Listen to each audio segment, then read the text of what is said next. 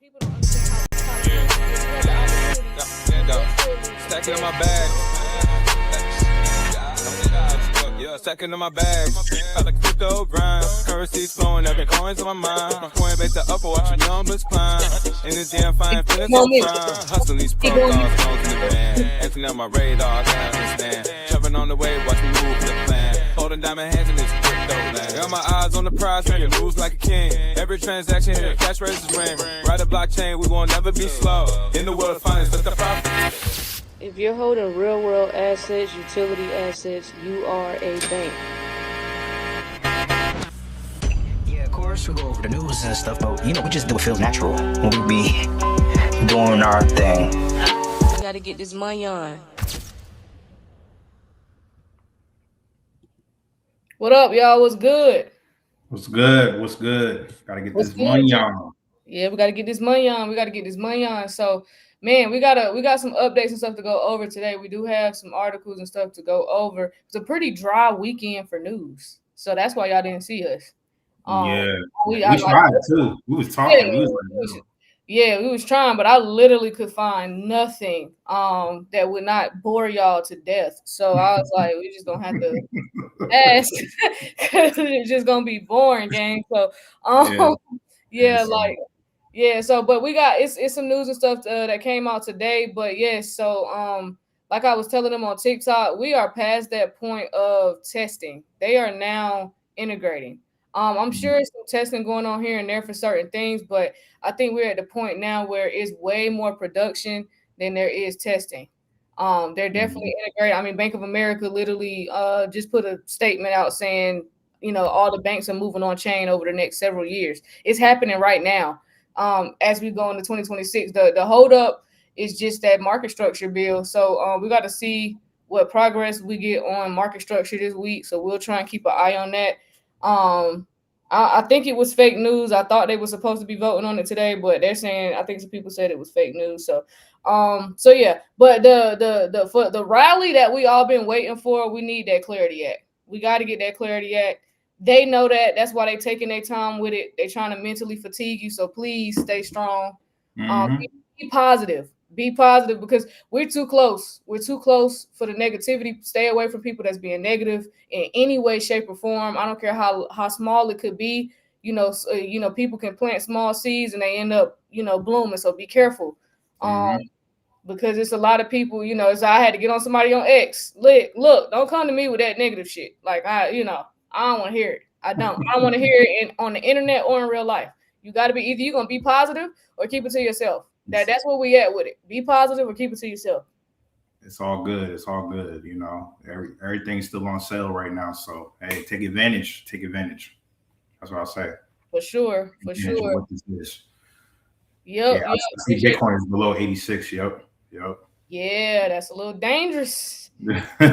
dangerous levels. We might have to have Coop come up and give us a little chart analysis on the Bitcoin chart to see what's up with that.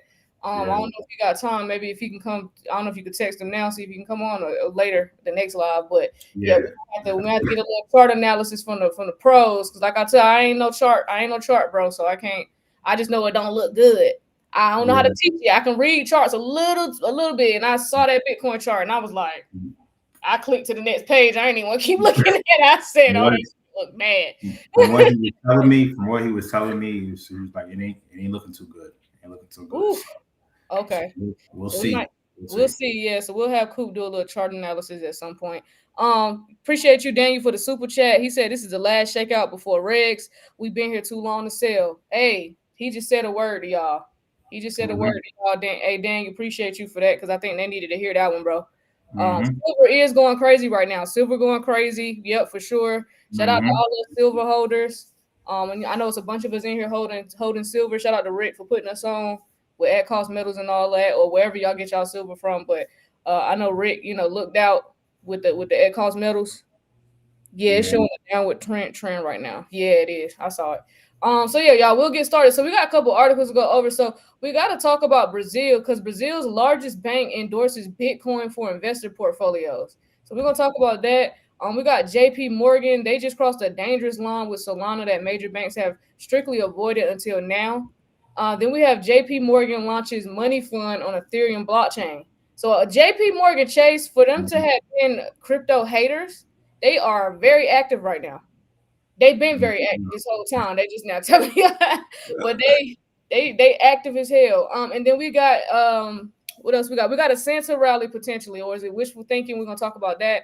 Because it's supposed to be $300 million in token unlocks coming this week. So we're gonna talk about that. And then we got crypto inflows hit $864 million.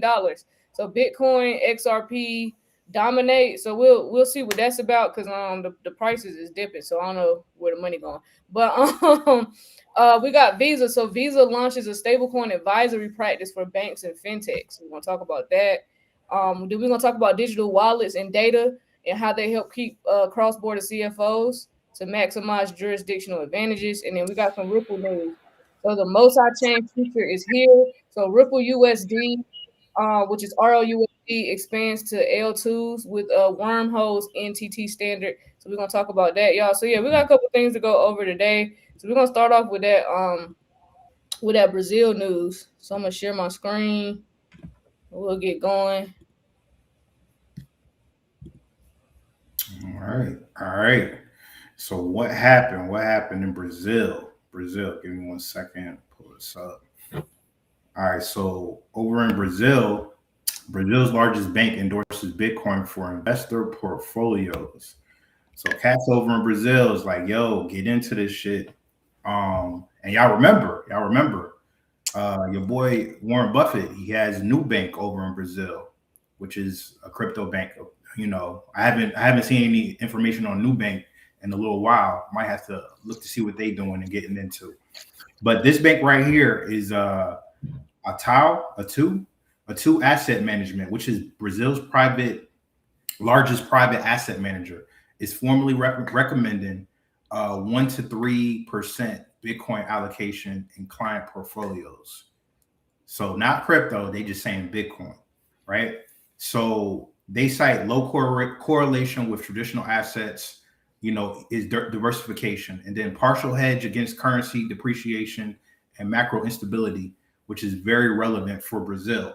This institutional endorsement acts as a green light for Brazilian HNWIs, family offices, and funds, and dovetails with their own BITI 11 spot Bitcoin ETF. So that's what their spot Bitcoin ETF is called. So it's BITI 11 spot Bitcoin ETF, providing an easy on ramp. So like I said, they're the largest privately owned asset manager in Brazil. So I guess this is like the BlackRock of Brazil. And the comments came from the head of data strategies. So who is Renato Eid. So what they recommend is, like I said, 1 to 3% allocation. And why they're doing it is because they say it's a good hedge against the currency depreciation. Because if y'all know anything about Brazil has a long history of inflation, and forex risk.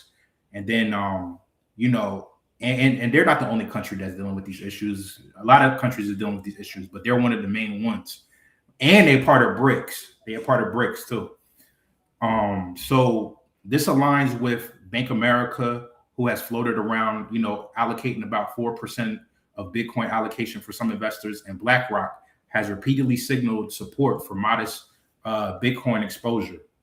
So why this matters for Brazil and Latin America is because of the inflation issues and the forex debasement issues. So when the currency gets debased, it's undervalued. It's not valued as much as it was, right? Just like how they did with our currency in the United States. They kept debasing it. That's why the silver coin, that we just talking about, that's why nickels and dimes are no longer silver, because they kept debasing the currency, right? So that's what that means. So for locals, this is a hedge against depreciation. And then for the institutional signal, this is a systematically important locally stance, and it normalizes, Bitcoin as a legitimate strategic portfolio slice, and it gives compliance to cover high net worth individuals, traditional funds that were hesitant before, and family offices. And then the product pipeline, right? is that they're endorsing effectively channel flows into their own regulated Bitcoin products, and then it helps institutionalize on exchange regulated Bitcoin access versus unregulated venues. So, hey, they're telling their people to get into Bitcoin 1 to 3%. Now, should you diversify? Probably. Yeah, I wouldn't fall for that. It sounds like they said it's up for failure. You got to be careful in them other countries because they definitely want y'all to be poor there. They've been very. They've showing y'all this action. I need to be careful with that shit. I ain't saying Bitcoin going to zero, but I'm just saying be very careful with that. She's saying there's wild corruption out there. Yeah, all over the world, gang. Be careful. Be careful. I would be very weary in other countries. I mean, here too, but especially overseas, gang. They don't give a shit about y'all. So. And that's the crazy thing. That like it's just more than just Bitcoin, fam. Like if they're not going to tell you, like you always say, they're not going to tell you how to get rich, fam. They're not going to tell you how to get rich. So you got to do that shit for yourself. You got to take the hint. So if they're saying, hey, we're going to implement Bitcoin, you got to say to yourself, okay, so they're integrating crypto into the banking system. So what else do I need to look at here? Because I know y'all not going to tell me what to invest in so that I can get money. So it's like, okay, I need to go a little deeper because I know it's a bigger play here. And that's that got to be your mindset when it comes to mainstream media and what the banks is doing and what they put in your face. It's like it's a deeper meaning here, and I need to dive deeper to figure out where else I can make money at. Because I know y'all ain't gonna straight up tell me where to make money at. That's just not how the world works. So no, not how it goes at all. So okay, shout out to Brazil for getting involved in crypto because that's their biggest bank. So shout out to Brazil. So we got this next article. Let's go ahead and talk about JP Morgan. Which one? The most hypocritical number one bank in the world. The one you're gonna do. JP Morgan and Solana. So we got this article. So it's called JP Morgan just crossed a dangerous line with Solana that major banks have strictly avoided until now. So it says that JP Morgan issued $50 million in commercial paper on Solana with USDC settlement, but most institutional tokenization remains proof of concept scale without displacing traditional workflows. So what in the hell is JP Morgan over there doing? So I'm gonna break down a lot that actually happened with this whole ordeal right here. So the asset in this article is the 50 million US commercial paper issued by Galaxy Digital, right? So we're talking about chain plus settlement. So CP lifecycle mirrored on Solana via the USCP token. So the cash leg settles in USDC on Solana, not bank wires. So, and then the issuance and servicing is all run on chain. So the participants here is Galaxy Digital. The investors are Coinbase and Franklin Templeton. And the bank, of course, is JP Morgan that's structuring and running this deal. So why is this a big signal? Because tokenized treasuries will account for approximately 7 to 9 billion that have accounted for 7 to 9 billion in 2025, given Build and Benji and USYC, etc. Versus 28 trillion U.S. Treasury market, trillions in global MMFs and CPs, and the most current tokenization is on permission private chains or inside wallet gardens with restricted access and limited DeFi use. So what's different about this JP Morgan Galaxy deal is that one is public chain. Solana is, not a bank run private ledger, right? We know that for a fact. Number two is crypto native settlement. USDC is taking USDC instead of the bank money. And then three, you got TradeFi issuers plus crypto native buyers in the same structure. And then four, the template for 2026 is that JP Morgan says they want to extend this approach to more issuers, more investors, and more security types. So it calls out that 50 million is small, right? But and 50 million is not a lot to these banks, but still, they're going to push this through. They're going to find a way to push this through. JP Morgan, $50 million is like $50 to them, right? So the evaluation and framework they use is they propose 5 questions to judge if tokenized deal is real structure versus PR. So what is the asset legally? So the native digital currency versus the mirror representation. What does settlement finality sit? So the central banks, the bank deposits or on-chain settlement. So here on Solana, so they're going to have that on-chain stable finality. And who could hold it or move it, right? Is it open or just a small set of KYC counterparties? So for this deal, likely restricted, but details aren't fully public yet. They're not going to make all the details public yet, but they're going to give you a little teaser. So can it be used as collateral real advantage, right? Does it enable faster, cleaner, and more global collateral reuse than the existing systems? Of course it does, man. They know these answers to these questions already, right? This is all like stall tactics, right? Mm-hmm. And then JPM's tokenized collateral network hints at this goal, but the specific CP doesn't prove it just yet. And the last one is it backed by policy changes or living on regulatory forbearance? So they point to the OCC letters 1188 and 1186, where banks can do risk. What's up? It's 109 people watching, and we only have 18 likes. Oh, on YouTube. That's wild, fam. That's wild. 109. 18 likes. People. We're going over all this good news, and y'all can't like the live. Can y'all please hit the like button? Subscribe button if you haven't hit that already, please. Go ahead. All I can do is shake my head. Go ahead. Yeah, I'm shaking my head too. So they point out to the OCC letters of the 1188, 1186, right? The banks can do riskless principal crypto and hold native gas tokens. And then the SEC rescinding SAB SOB 121, which was making crypto custody feasible for the banks. Together, this makes public plus stablecoin settlement more realistic for U.S. banks in 2025 into 2026 than it was in 2023 and 2024. So what to watch in 2026, right? Do we see more deals using Solana and USDC across different asset types like bonds and repos and everything like that? With token actively reused as collateral? Do we see tokenized instruments displace traditional workflows or remain just another wrapper riding on the parallel existing pipes? Because right now, like I said, the tokenized treasury is approximately 9 billion versus 28 trillion market. So that's still the microscope of everything. And then that build fund is a low single billions right now. Big in crypto, tiny in global markets though. But the author basically says that JP Morgan's move is real infrastructure building, not pure narrative. Not pure narrative. This is not a game anymore. Look up Connexus with JP Morgan. They are making moves however they see fit. They're not going to stop making money. But we won't know if the transformation is until it scales beyond these one-off pilots. But like Queen said earlier, we are getting out of that pilot phase into integration right now.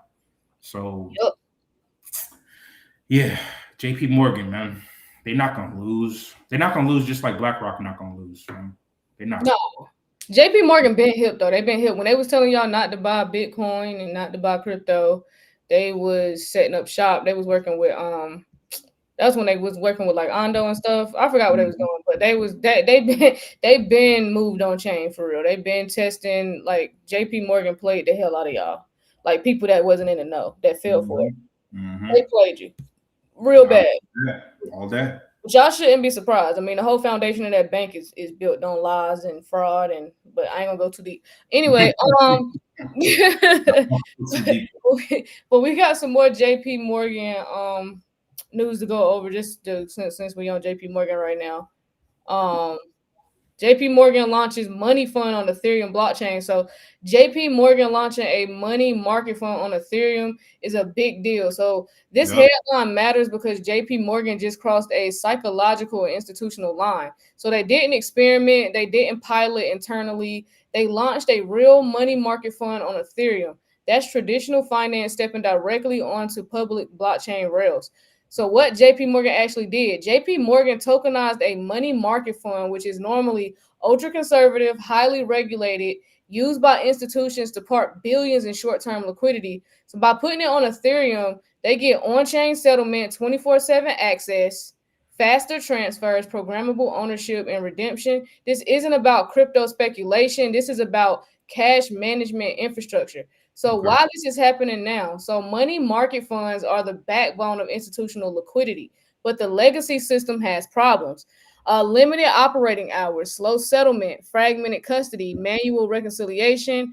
Blockchain fixes all of that. So Ethereum gives JP Morgan a global settlement layer, instant visibility, interoperability with other tokenized assets, and the ability to move capital the same way data moves. So the signal that people miss is JP Morgan doesn't pick Ethereum for ideology. They pick it for liquidity, security, and network effects. So this move signals tokenized finance is going live, not theoretical. Public blockchains are now acceptable for regulated products. Wall Street is preparing for on-chain cash, bonds, and funds to interact seamlessly. Money market funds going on-chain means cash itself is becoming programmable. Say that again. Cash itself is becoming programmable. So when JP Morgan puts a money market fund on Ethereum, that tells you blockchain isn't the future; it's the present. So this isn't JP Morgan chasing crypto. This is JP Morgan modernizing the plumbing of finance. So first tokenized cash, then tokenized funds, then tokenized markets operating 24/7. So yeah, this system isn't collapsing; it's upgrading. So basically, J.P. Morgan is upgrading their bank. They're updating it. They're upgrading the infrastructure. And so the opportunity you have here is not just to just invest in Ethereum. Okay, they still have to be interoperable. They're still going to have to use the XRPL. So it's ample opportunity here. You just have to dive a little deeper to find it. But either you want generational wealth or you don't, because you're not going to obtain generational wealth from a 9 to 5. I don't care how much you make. The 9 to 5 only gonna pay you so much. You sure? You sure? Some of y'all tend to believe that. Now you can use the 9 to 5, and it could be a stepping stone. Absolutely, you can use the money you make from the job to fund your investments or whatever. I won't say that, but what I will say is, if you just work in a 9 to 5, and because you got this nice job at one of these Fortune 500 companies, and you making over $250,000, that's not generational wealth. That's enough for you and your family to survive while you're here. But what about when you leave? What are you leaving behind for your kids? Yeah. Are they gonna have to get it out the mud like you? They're gonna have, you know what I'm saying? Like, are you setting your kids up? Are you setting your family up and future generations up for a better opportunity and a better life than you did? Or are they gonna have to be starting from scratch and figuring it out when they turn 18? That's the question you got to be asking. So, it's 200K isn't money anymore. It's That's not. legit question. That's legit question. Yeah, so you've got to decide if you're gonna dive deeper and figure out which investments that you can get in where you can get the most bang for your buck. Again, I don't care if you live check to check or you sitting here making 6 figures. You need to be figuring out where your money can go the longest. Whether you putting in 500, 5,000, or 50,000, it needs to stretch. It needs to go in the best investments possible. That's what you need to be figuring out. And so JP Morgan is sending out a signal here. So most people won't look past Ethereum. But when you actually start looking at blockchain, you start looking at these rails, you realize like, oh, they still have to transact with other institutions. So there is other opportunities here, So yes, JP Morgan putting it out there. It's no longer in hiding, gang. It's no longer in hiding. We ain't got nothing to prove at this point. So I mean, either you're gonna look into it or you're not. But JP Morgan, here they go, launching a money fund on Ethereum blockchain. So it's happening. It's happening. So 2026 and beyond. Is price appreciation from this point, especially once we get that Clarity Act signed.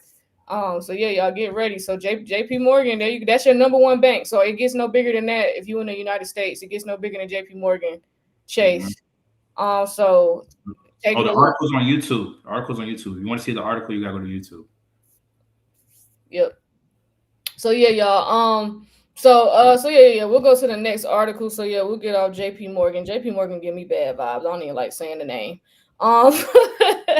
But yeah, they're getting busy though. They're getting busy. So let's talk about this this $300 million in token unlocks that's coming this week. So they're saying, is it a sensible rally or wishful thinking? Yeah, I saw this and I was just like, okay, what they trying to play with us again, huh? So basically what happened was you're talking about 300 million, 309 million exactly. So between December 15th and the 22nd, so for the next week, more than 309 million of tokens are unlocking, added to a fresh supply into a flat market. So the big one-time unlocks include these are the tickers. Listen, this is not financial advice. I'm just giving you what they laid out here in this article. This is not financial advice whatsoever, right? But if you want to look into these, we have talked about some of these before. So ZRO, ARB, SEI, ZK, Lista, LISTA, ID. And then you got RAIN, RAIN, you got Sol, you got Trump, you got World, which is WLD, you got Doge, you got Aster, ASTER, you got AVAX, you got Tau, and Aster is leading with 75 million, with 75.4 million this week. So historically, such unlocks waves increase selling pressure and are often a headwind for altcoin prices, which is notably given today's already weak sentiment. So analysts are split. Some say that the alt season is wishful thinking. Others think that Bitcoin dominance is rolling over, plus ETH strength could still set up for a late alt season if sentiment stays bullish. So, we'll see. But, I wanted to cover this just in case, you guys weren't looking at some of these projects. So the impact on altcoins, like I said, is heavy. The heavy unlock periods historically is extra supply and short-term downside risk. And the altcoin season index is at a multi-month low of 19, signaling weak alt momentum. And then the analyst Ted notes that the total altcoin market cap still shows no decisive uptrend as of right now. And then the Russell 2000, which is small cap US stocks, hit a new all-time high recently. While alts barely moved, suggesting no broad risk on rotation into crypto for small caps yet. So his take is that altcoins is nothing more of wishful thinking for now. And then the more bullish angle is from somebody like Michael Van de Pope, and he offers a more constructive view. He says that this week is super important and may set the tone for 2026. He notes that Bitcoin's dominance is starting to drop. ETH is showing relatively strength versus Bitcoin. And he argues that the market started to shift away from pure Bitcoin since July of this year. And then many altcoins still look undervalued. So a broad alt season could still emerge in the coming weeks if bullish sentiment holds up despite unlock pressure. So okay. Cats is split. People split because don't nobody know what's getting ready to happen. They got us right where they want us. I hate when they do that. They got us right where they want us because we don't know what is getting ready to transpire in this market. What I do know is I'm bullish going into 2026, whether it's going to be the end of this year or early January or at some point in Q1. But I know I am bullish. We see what's going on. This is why we cover the day-to-day news in crypto. So we see what's going on. We see the integrations. We see all of this. Like we see crypto companies are just got approved for bank charters. That's not nothing light. You know what I'm saying? That's not light at all. So we see the integration. We see traditional finance and blockchain coming together. And we see the upgrades are happening. We haven't gone into a time like this before. Contrary to popular belief, this is new. You know what I'm saying? This is we haven't gone into a year where crypto companies got approved for banking licenses. Okay, that's just a fact. We haven't gone into a year where we had a stablecoin bill passed.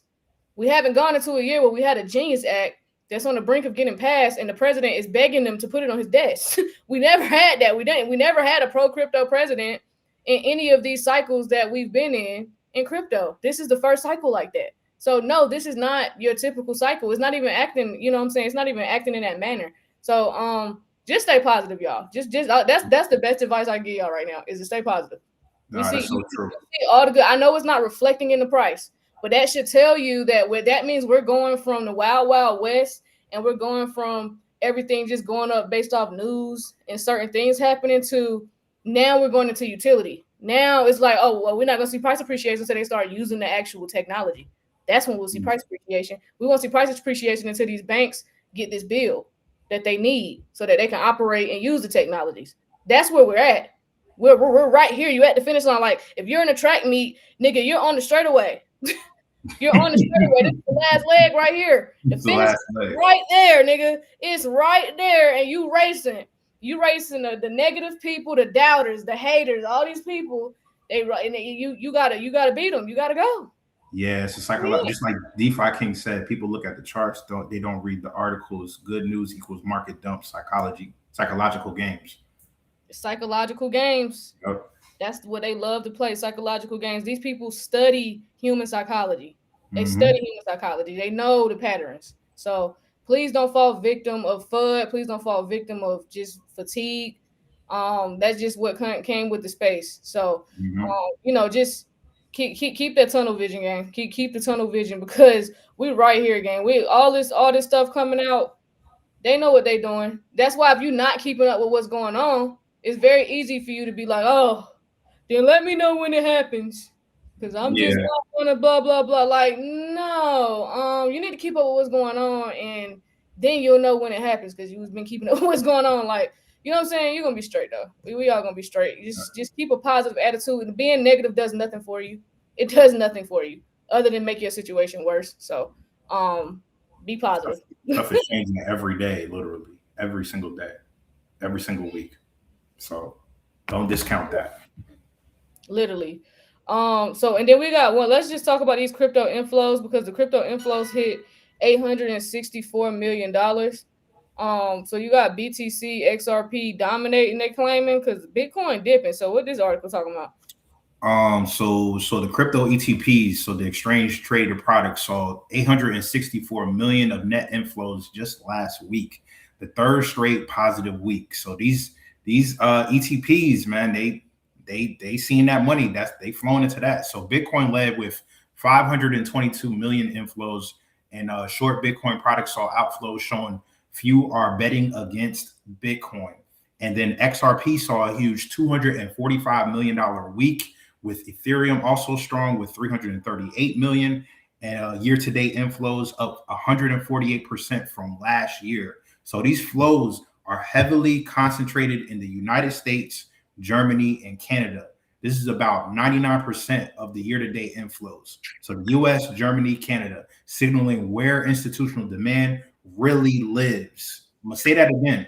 The flows are heavily concentrated in the United States, Germany, and Canada, signaling where institutional demand really lives right now. Providers like iShares, Fidelity, ProShares, Volatility Shares are gaining, while Grayscale continues to bleed assets. And then the main points from this article is that like I said, I broke down all the asset levels, and also Chainlink.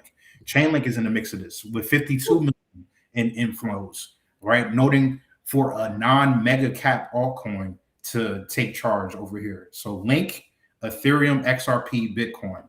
So the US products accounted for 483 million to 796 million inflows, depending on the data set size. And then Germany accounted for 68 to 97 million in inflows. And then Canada, 26 to 81 million dollars in inflows. Damn. So just these three territories, fam.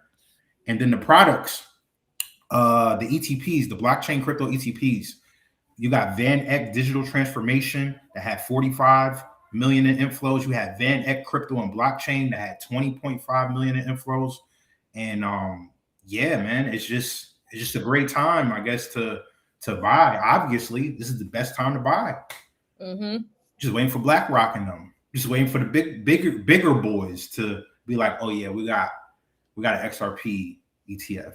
We got a Link ETF. We got you know what I'm saying? I'm just waiting for them to just come out and be like, hey, we got all these shits on tap as well.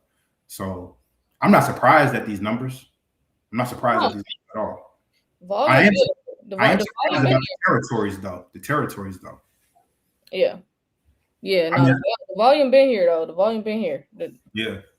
For sure. So shout out to Chainlink on sale right now. I know you brought up Chainlink in the article. Chainlink definitely on sale right now. Let me see where it's at. facts. I know Chainlink on sale though. Shout out to Germany and Canada getting it popping. For sure. Yeah, Chainlink $12.59. Okay. Look, I'm gonna have to tap in on that.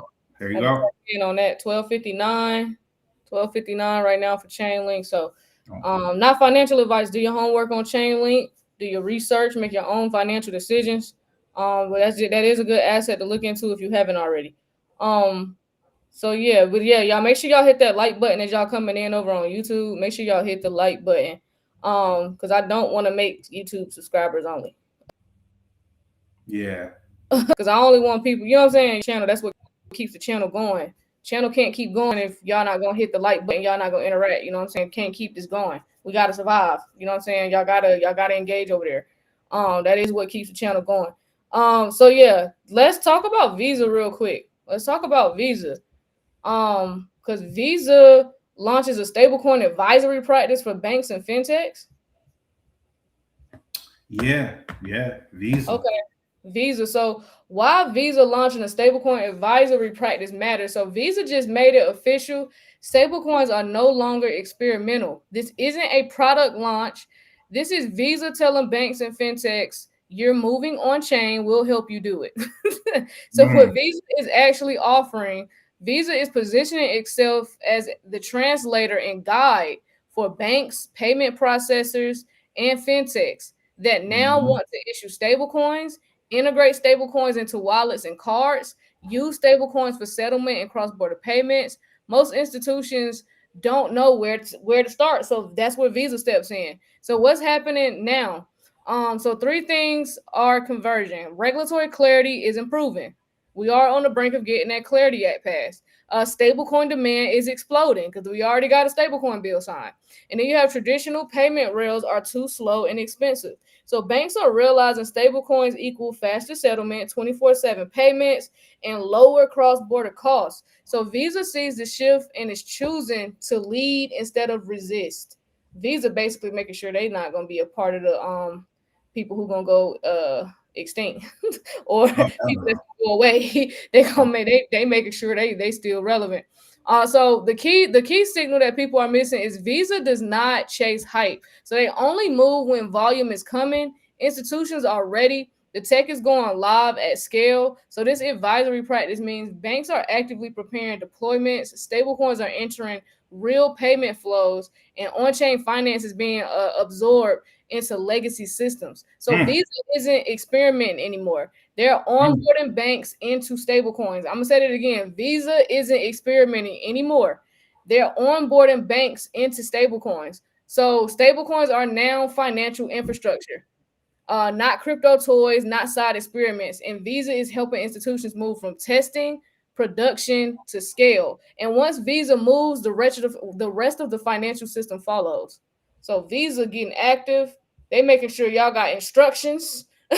They're like, if y'all need assistance, we're here to help. We will guide you. But this is what's going on, and this is what you better be doing, or you're gonna be fucked up out here. That's basically what they're telling the institutions. So yeah, I'm not shocked at all. Everybody got a role to play in this whole transition or this upgrade, and Visa's playing their role. They just doing their job. Visa definitely know what's up. They got the rails, so they just like, yo, we just need to move our shit over here and upgrade our whole entire system so we could just move forward and continue to make billions and billions of more dollars. You think they not? Shit. Man, you think they not? You think they not? Listen, you think they not gonna make trillions of dollars moving forward? Forget billions. We're talking about trillions. Trillions of dollars moving forward. That's the play here. They know how much money is getting ready to pour in. So they like, look, yeah, it's a lot of money coming. Y'all need help. Because let's get this going. We're ready to get this bread. Y'all need help? All right, we'll send some people like here. All right, we're sending it over. Get this done. This is what y'all need to do. Boom, boom, bam. Like they're trying to get it done. They pretty much saying we here to help.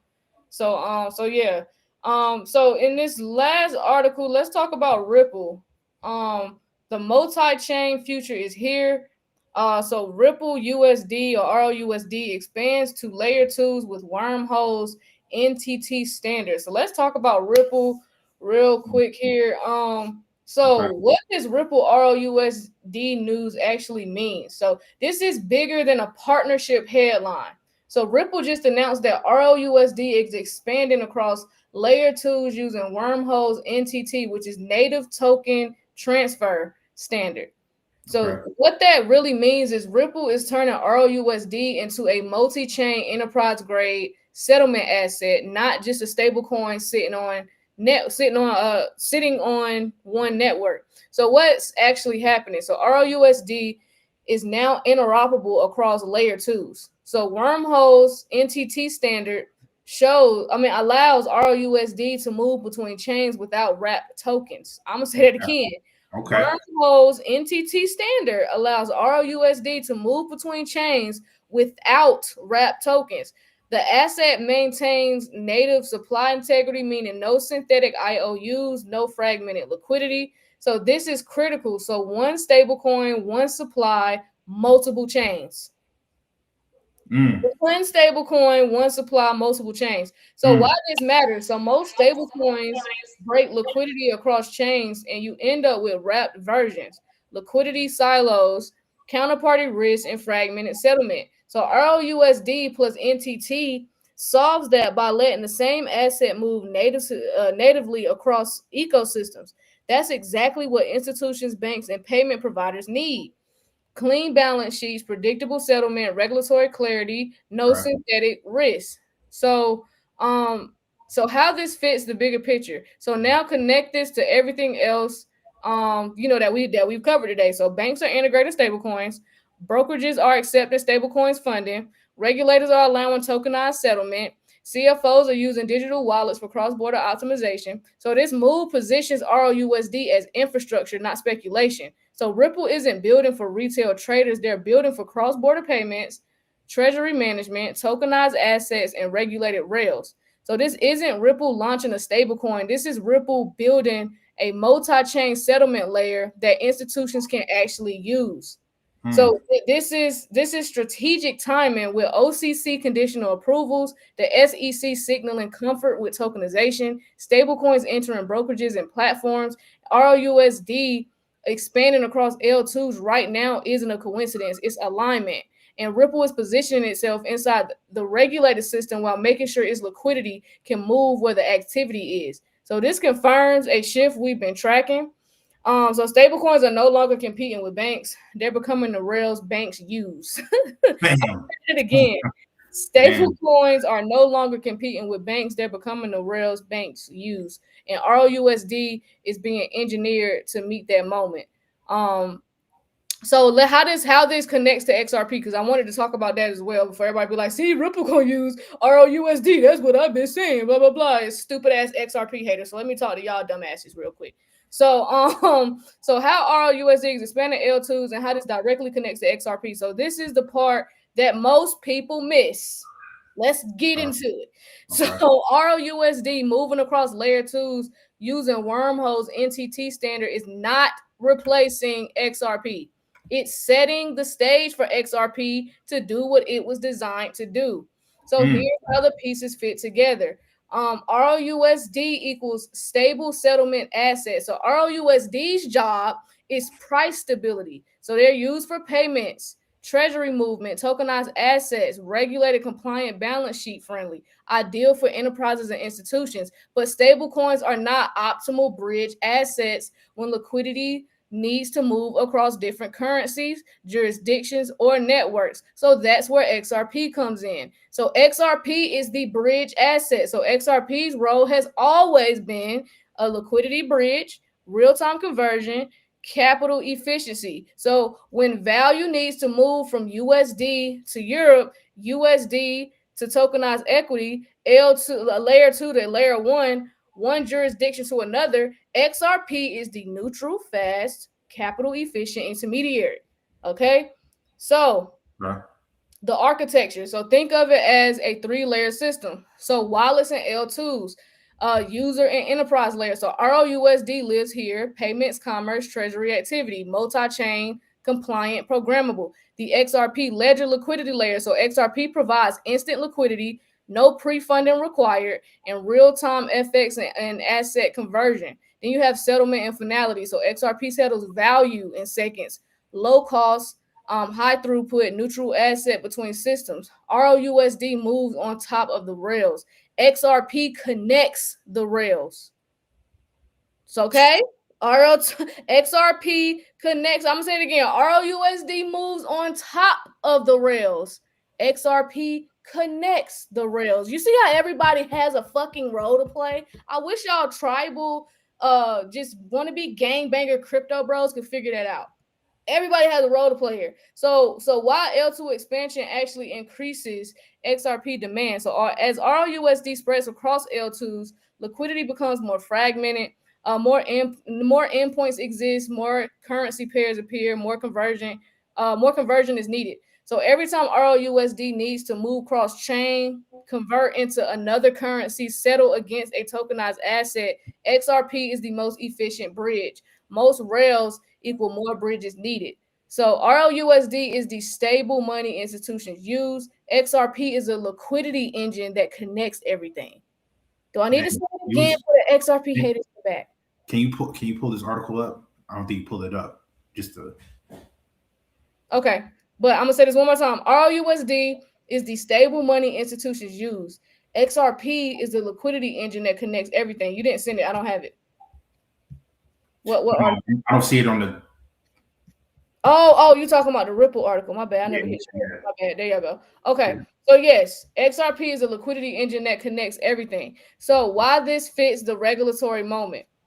So OCC conditional banking approvals, SEC comfort with tokenized assets, stablecoins entering mainstream finance, regulated stablecoins handle compliance, XRP handles liquidity without friction, and that division of labor is intentional. So this isn't Ripple choosing between ROUSD and XRP. It's Ripple deploying both exactly where they work best. ROUSD is compliant digital dollars. XRP is real-time global liquidity. Together, they form a full stack payment and settlement system that traditional finance has never had before.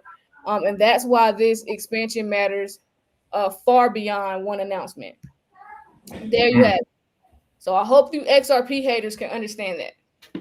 So y'all can get what's going on here. Y'all don't see the bigger picture. Y'all see half of a picture and y'all run with it. And like, yeah, I told y'all, blah, blah, blah.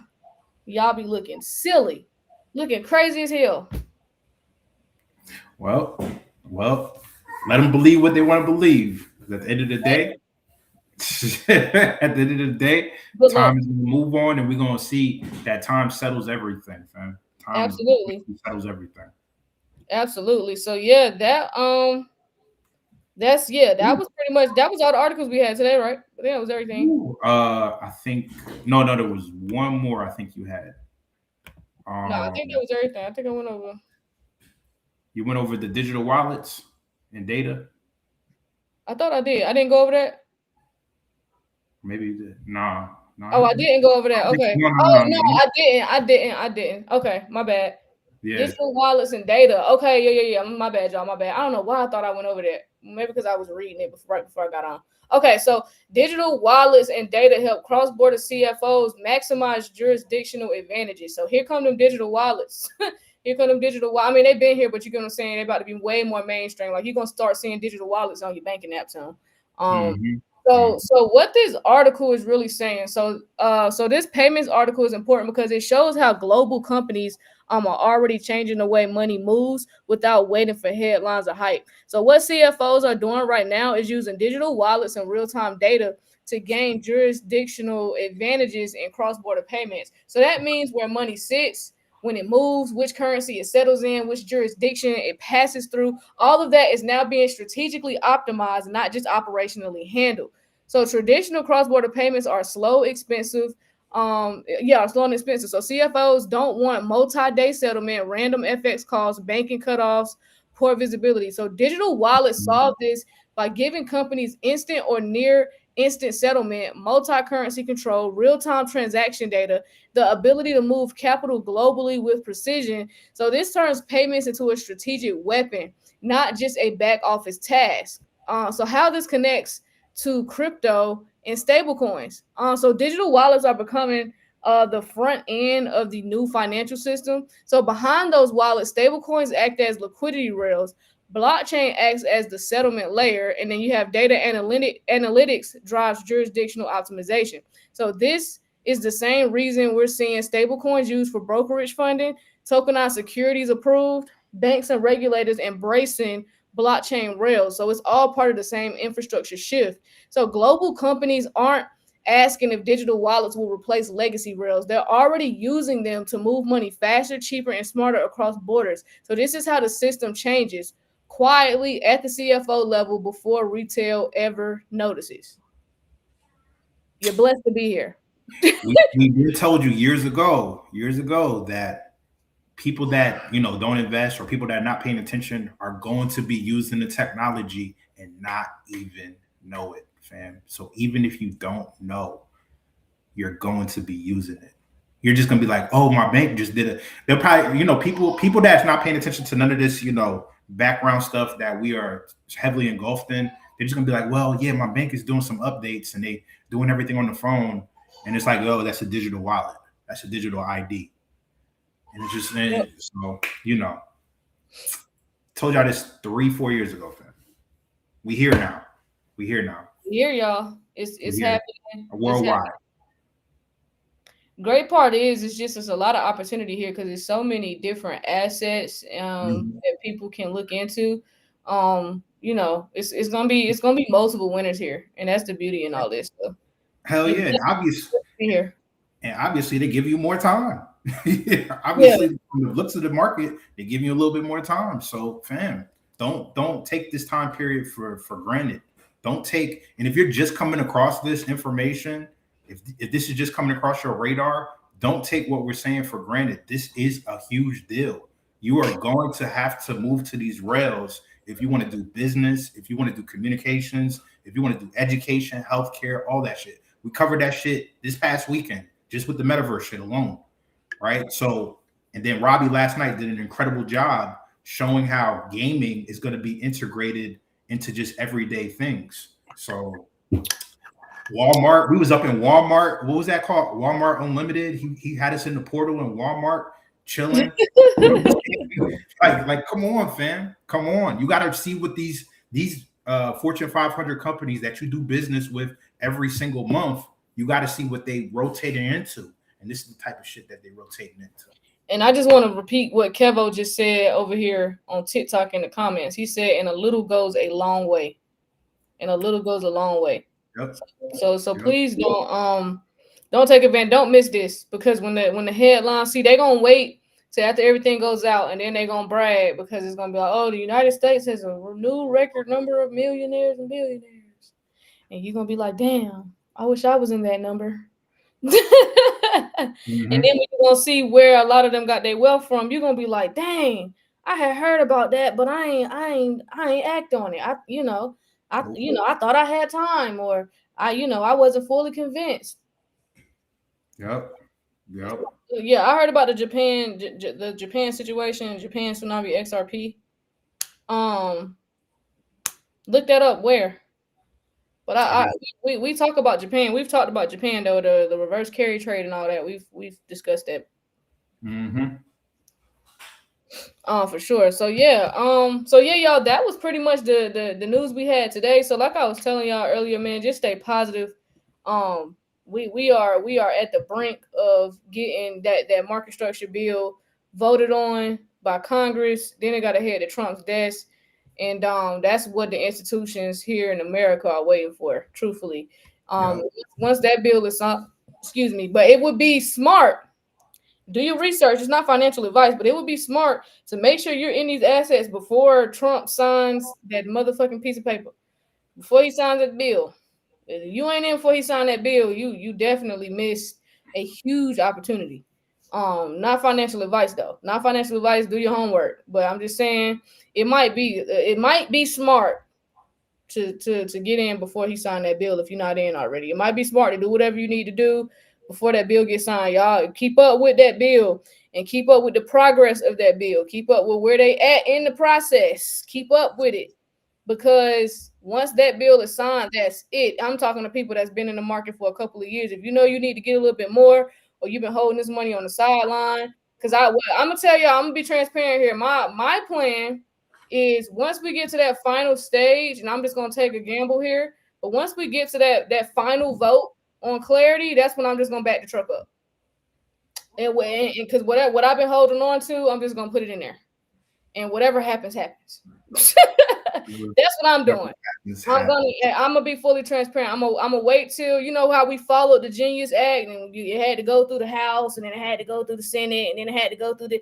When we get to that point where it's that last vote, when we get to that day, I'm back. I'm gonna go ahead and just dump it, and that's it for me. Because once I dump that, that's it. That's it for me. God, she said, "God can take it from there. God can take the wheel." God, yeah. I mean, God got the wheel right now. Truthfully, for real, God got the wheel already. But I'm gonna just go ahead and let God know I that's it.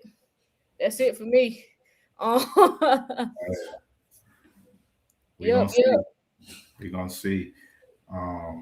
Shout out to everybody. Shout out to TikTok over there. Y'all got us over 100,000 over there. Again, that's the standard now. 100,000 likes over there. Y'all ran it up. And then no DeFi on YouTube. Where did we raise it? Did we raise it up? But no DeFi. No, we always in DeFi. Okay. That's the strategy. Okay. That's the strategy. Where they at with the likes? 166 watching, 144 likes. Okay. That's make sure y'all hit that like button. For those that didn't hit the like button, make sure y'all hit that like button. But yeah, no, we always in DeFi. We always we not getting away from DeFi. What? It's not even a strategy to sell anymore. If your strategy is still to sell, you're behind. You need to go. You need to go talk. You need to go seek like some financial advice from financial advisors, because they'll tell you in any sector like this, whenever you about to come up like a whole bunch of money, you're not selling your assets. Don't sell your assets. That's not an option. So I don't even have to bring up DeFi anymore, because selling's not an option. Like you're gonna put a percentage in to earn yield on certain assets, and you're gonna borrow against yourself. You're not selling your assets. These are very, very, very. That's the thing. And this is when you got to dive a little deeper. You got to, and I'm not talking to the person in the comments, but I'm just saying in general. You got to know what you're holding. You got to know what you're holding, bro. You do. You really do, because then you'll realize I don't need to sell that. I need to actually hold on to that. It's going to be very, very valuable from here on out. I don't need to sell it. That's why when people sold, like a lot of people ain't make it this far. And I was just so disappointed, because I'm like, do you know what you sold? Do you know what position you just got out of? Like, it was people that sold before the run up last year, and they got out of like key assets like XDC, XLM, HBAR, sold out of those assets. And I'm just like y'all really didn't know what y'all was holding. Y'all was really here on some get rich quick scheme type stuff. Like, y'all did not see the long-term wealth opportunity here. Like, cool, if you came up 50, 60 of six figures, 50, 60,000, 100,000, that's cute. But what the fuck is that compared to if you had waited 3 to 5 more years, you could have been up M's, if not billions, because some people have some really great positions. So please know what you're holding. Please understand that you are investing. And if you don't understand the magnitude of what I just said, then you need to go follow how money moves. Once you figure out and you see how the money moves and how the money's been moving here for years, and then you realize, oh shit, I got an opportunity to invest in the payment rails, for the upgraded financial system. Then you'll realize, oh shit, I'm holding gold. I may not want to depart with that so fast. So yeah, you might not want to give up so easily, or you shouldn't be, don't overextend your money either, because I think a lot of people was just over leveraged and they had to sell. They invested too much, you know what I'm saying? And I get it, life happens, certain things happen, and some people had to sell to survive. And I'm not talking about those people. I'm just simply talking about those people that just got impatient. For real. So yeah. Oh, shout out to Kurt, my nigga Kurt in here. He said emotional fatigue is gonna take out many people. And what you said, what's that Carl Thomas song? They emotional. I would play it if we wouldn't get a copyright. issue over Oh here. yeah. I'm Yeah. emotional. I can. Yep. Shout out to Kurt. Shout out to the legend. Oh man. Oh, for sure. So yeah, y'all don't fall victim like these other people have. Kurt said, crying in the car, emotional. Dog, for real. For real. It's gonna be a sad day, man, when people realize like, oh shit, I was in that and I sold too quick.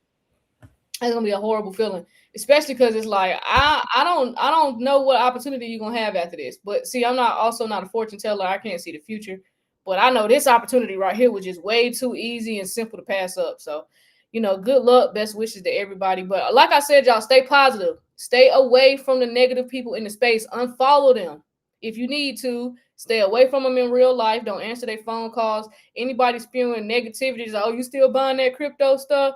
Nas just dropped the song, and I want to read these lyrics. I wish to God I could play the song, but I can't because YouTube got this damn copyright thing. But let's read these lyrics over here from my boy Nas. Let's talk about it real quick. Get ready. Is it Get Ready? The name of the song is Get Ready. He spells it G-I-T.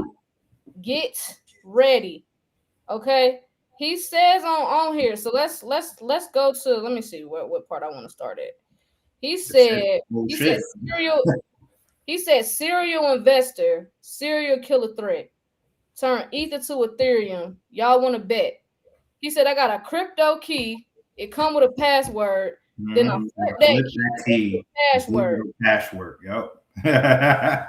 Hold on. He says, but then I get bored of that. It's too small. I'm off that. Blah, blah, blah. He had to put bullshit in there to confuse y'all dumbasses. But for those that know.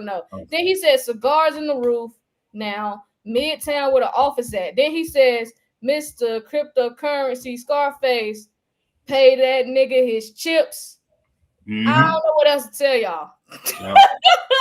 I don't know what else to tell y'all, but Nas couldn't have been no clearer. And the reason why I feel like they let Nas write a song like this is because y'all don't like conscious rap no more. He ain't talking about spinning the block and shooting ops. So y'all niggas ain't really gonna hear that shit any fucking way. So, but shout out to the people who still like real rap and conscious rap and actual lyrics and uplifting lyrics and trying to uplift your spirit and elevate you. Shout out to people who still like that type of music. Shout out to y'all that ain't on that deep, dark energy bullshit that want to go spin a block and kill a nigga.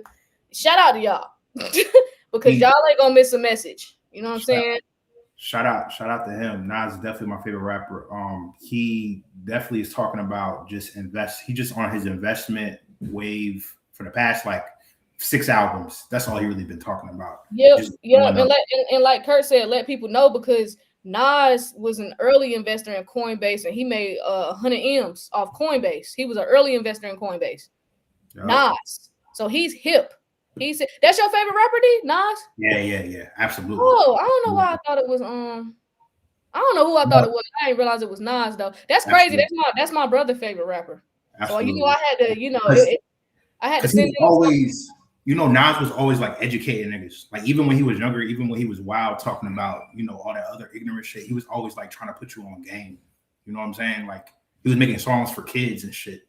You know what I'm saying? Like he was really trying to put niggas on game. But yeah, Nas, especially after this last 6 album run he did in the past like 3-4 years.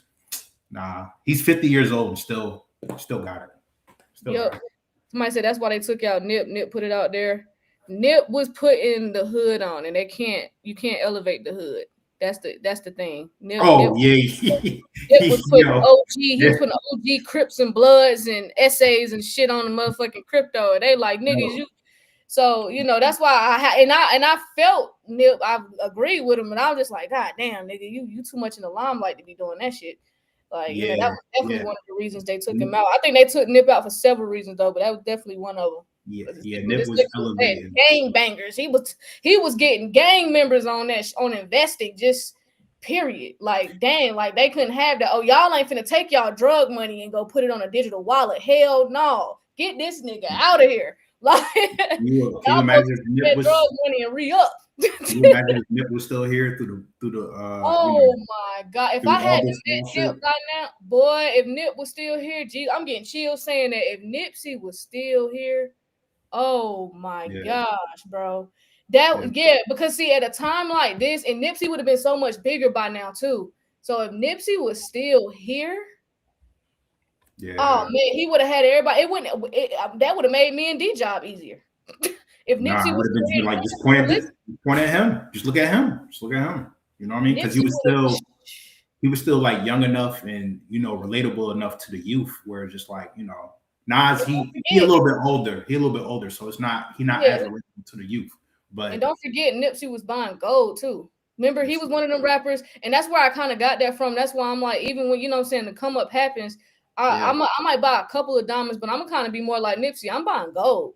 That's why the chain I have here is gold. I don't really want to buy because diamonds depreciate. Y'all get them big ass. That's why I don't know why rappers do it. Y'all buy them big ass chains. And that shit depreciates as soon as y'all walk out the goddamn store. That shit ain't worth no money, gang. Y'all spend $100,000 on it. Y'all get in a jam and y'all need to sell it to pay y'all lawyer fees. And they like, oh, it's only worth $65,000 now. You paid $150,000 for it. Like on some crazy shit. Like that's why I'm like, oh no, I'm learning from rappers' mistakes and athletes because I'm like, yeah, I'm not doing that shit. Y'all got it. I look some of it corny. But some of y'all chains is fire. I ain't gonna hold you. And I ain't saying I ain't gonna buy no diamond chains, but I'm just saying I'm not spending crazy money on it because I get it. I ain't gonna do the diamonds on my neck, smoking pounds of green. Yeah, gold is always a better flex investment. Yeah. Yeah, diamonds really aren't rare, exactly. Yeah, thank you, Fia. Yeah, we can't forget about Tory. Free Tory, man. That shit fucked crazy. Tory put us on with the NFTs and he put the rappers on. He dismantled the music industry with that shit. That's probably one of the biggest issues the music industry is having. That's why artists is selling their catalogs and shit and they want out of them contracts. Because he dismantled. Tory dismantled the music industry. He did. That's why his ass in jail. That's why they're not letting him out. It's like they putting him on punishment for doing that shit. Yeah. People. Listen. People listen. And the only reason I know people listen is because like I spent a couple years in LA. People listen. Niggas heard him. Trust me. Niggas heard him for sure. Mm-hmm. And that's why niggas was trying to get out them contracts. Niggas was just putting that. That's why music been trash and niggas just been putting some shit out because they just was trying to fulfill the contract. That's why the music, like not every artist, but the artist that was like that's hip. That's why they just put out something. That's why the music ain't all that because they just wanted to get out the fucking contracts. Because they hip, they know now. They like, oh shit. You know what I'm saying? Them niggas hip to blockchain and all that shit. Snoop Dogg put niggas on. They just can't say nothing. They just gotta act oblivious and be on Instagram like this. And they got all the kids wanting to do that shit too, not realizing how. I mean, Snoop, he really was. Yeah, Snoop was definitely in a lot of projects and stuff like that. He was definitely in a lot of projects, but it's like, it only makes sense to who it makes sense for. You know what I mean? It only makes sense for who it makes sense for. If it ain't for you, shout out to Lil Russell too, doing this thing. Shout out to Lil Russell. He's like my favorite independent artist right now. And even him, he even got to watch himself now because he, his come up was so the way he came up, it was like it was organic. It was organic as fuck. Organic, but it was like he showed niggas the way. Like niggas could really do that. Like you just gotta have that same work ethic and consistency that he has with posting content and doing content and putting projects out. But he showed niggas that this shit is obtainable. You can do it yourself. So he definitely got to be careful though. Mm-hmm. Yeah, the music industry is coming with AI rap artists. They got rappers, singers, all types of shit now, y'all. Yeah, music ain't the same. That's the thing. That's the thing, though. The people feel like that's a bad thing, but no, it's going to really show you who's creative and who's not, because you can't doubt a creative. You know what I'm saying? Anybody could make AI music, but can you make it good? Can you make it connected to the people so that they tapped in? You know what I'm saying? So that's the difference. It's still going to be creative people that's going to be involved with these processes. It's just going to be who's the real ones, who's the not. So. Yep. But I think, creativity, that's why they told y'all in this next economy, creatives will thrive. So I think now, finally, we're going to actually appreciate a concert and actually appreciate the artists a lot more now. And now that artists can be independent and they don't got to go through that whole industry type of thing. I think we're going to get better art moving forward as well from real artists. Because, the AI stuff, some of it sound cool, some of it sound good. But I still want to hear from real people because I actually want to pull up to a concert. What concert we going to with an AI artist? Which is gonna be, I mean, y'all could throw some parties, I guess some listening parties, but like ain't no concerts or nothing. Like everybody in the room and put we're gonna be in the metaverse with an AI bot. Yeah, that's what I said. Everybody in the room with glasses on, you at the concert. I'm old school. I still want to pull up. I want to pull up to the stadium and jump around. I hear you. I want to pull up to the stadium and jump around, gang. Still gonna be a thing. But shit, you see where we was at last night? Portal jumping. Yeah. No, I think it's gonna be cool though, especially to watch sporting events. That's what I'm most excited about, is watching sporting events in the metaverse. I think it's gonna be cool. Oh yeah, that or holograms, yeah. Oh yeah. Yep. Somebody said we cook. We are cooked. We are cooked. Nah, y'all. It's a new day and age, y'all. It's a new day and age. So you just gotta prepare. You just gotta do the best you can. That's it. We'll get used to it. Do the best we'll get used to it. But yeah, y'all. But other than that, y'all, that's all we have for right now. And so yeah, hopefully we have some updates later. Keep up with the news and what's going on. But yeah, y'all, that was the updates for this evening. But other than that, y'all, make sure y'all join the BlockNation community. It's only $12 a month. For right now, that will change at the New Year's. So take advantage of the $12 a month. Right now to join the BlockNation community over there on Patreon. For those that do want to learn DeFi, to go ahead and get acclimated, as y'all can see, everything is ramping up. So it will be behoove you to go ahead and get some education and get some knowledge on DeFi and knowing how to maneuver in that space. I highly recommend joining that Patreon for DeFi as well, just so you can see what's going on, because that's the exit strategy. The exit strategy is no longer I'm going to sell at this price. I'm going to sell at this price. It's oh no, I'm gonna put a percentage in DeFi at this price. I'm gonna borrow this much, and then that's the plan now. So yeah, if you want to get acclimated in that, make sure y'all join that DeFi Patreon as well. Other than that, I think we may do a class for some newbies, because it's a lot of new people coming in. Oh yeah, yeah. We got new people coming in, so y'all stay tuned for that. Because it's a lot of new people coming. We got a lot of requests for some classes for newbies, so because some people are now catching on, and I'm glad y'all catching on now. I'd rather y'all catch on now in December 2025 than y'all catch on in July 2026, and then y'all gonna be looking crazy like, what? Oh my God, I just found out yesterday, and the prices is just insane. So so shout out to y'all for figuring it out now. I still think you figuring it out right now. I still think you smarter than 95% of Americans. So or the world, really. Yeah, I'm about to say. I'm like, yeah, because a lot of people, they missing it. So yeah, y'all make sure y'all take advantage of this time and this opportunity. So yeah, we'll have some classes for beginners coming maybe this evening. So yeah. Other than that, y'all, I think we might do another raffle. Y'all want another raffle? Let us know. Y'all drop a fire. We might do another raffle to get people in the community, as well as the DeFi Patreon. So y'all let us know in the chat real quick if y'all cool with that. Y'all drop a fire. Who want to be in the Patreon for life for free? Who want to be in the Patreon for life for free? Yeah, we might drop. Yeah, so we may drop another raffle. That's what we probably do. Yeah, we may drop another raffle just to, I want to give everybody a fair chance. I totally get it. The economy is trash. The economy is trash. So, but hey, not y'all. But I will say this: the economy trash, but them Gamma 11 shows sold out, sir. Y'all know I'm a sneakerhead, so I didn't want them. I had got them black. I feel like I had bought too many I bought so many pair of black shoes this year. So when the Gammas was cool, but they never was a shoe. Like even when they came out the first time, I was like, I think I'm just kind of old school. I'm like, they all right, you know what I'm saying? I would get them for like my nephews or nieces or something. Like, I didn't want them, but I still think it's a dope shoe. Now somebody gave them to me and bought them for me, I'd wear them, but I wasn't paying for them. But the Gammas came out, and so when I saw the price after tax, I said, I'm gonna leave y'all with this before we get off. I said $252 after tax. Y'all had $252. Them shoes sold out quick as hell. And they were saying right before that the sneaker industry was dead. I kept seeing all these YouTube videos. Y'all know I'm a sneakerhead, so I'm watching them just to see, like, yeah, why is the sneaker industry kind of down a little bit? Them Gamma 11 sold out in 90 seconds, they said. Them Gamma 11s was gone.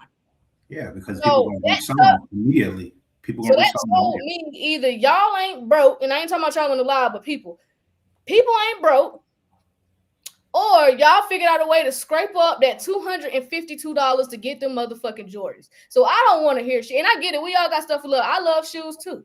But I'm just saying, $252 for some shoes. Mm-hmm. I wear kid size, so I'm talking shit. Mm-hmm.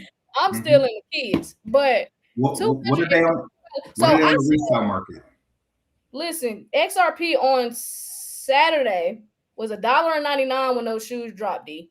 $1.99. So if they had took that same $252 and had put it on XRP, that would have gotten them 123.8 XRP tokens precisely. Precisely.